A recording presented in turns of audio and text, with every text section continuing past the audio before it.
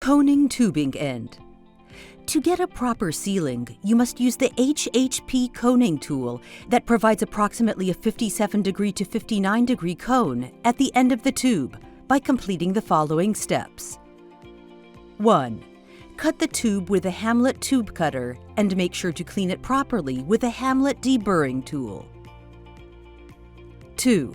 Place the coning tool on a suitable vise and secure the body so you will have access to the collect nut and knurled cap. 3. Rotate the knurled cap as far as possible towards the coning tool body. 4. Take the knurled cap back away from the coning body by rotating it counterclockwise for 4.5 number of complete rotations. 5. Insert the cut tube into the collet. 6. Tighten the collet nut on the tube in order to secure its position. 7. Apply a small amount of oil, cutting fluid, that is provided by HHP into the cutter and the coning body. 8. Reassemble the cutter and knurled cap back on the body until the cutter touches the tubing end. 9.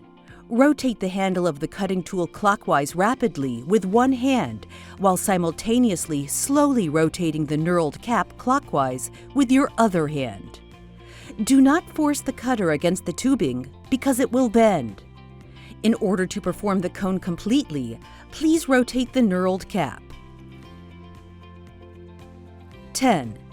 After finishing coning the tube, remove the tube from the collet by loosening the collet nut.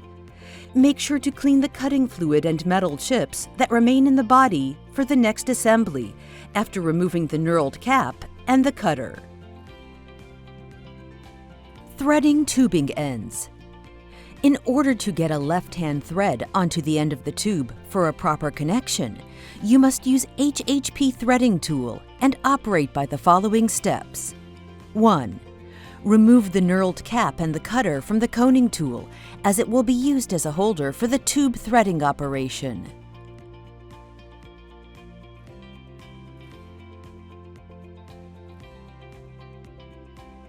2.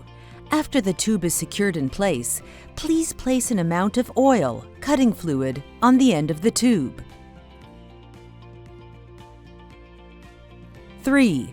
Place the threading tool onto the tubing while guide bussing side is first. 4. Start to rotate the threading tool counterclockwise by using your hand on the tool, and once momentum is gained, start to do it with the handles. You may need to do this back and forth in order to remove chips from the tube end. Please continue placing the oil on the end of the tube at all times. 5. Remove the tube from the threading tool and clean the oil and chip leftovers. 6. The tube is ready for use.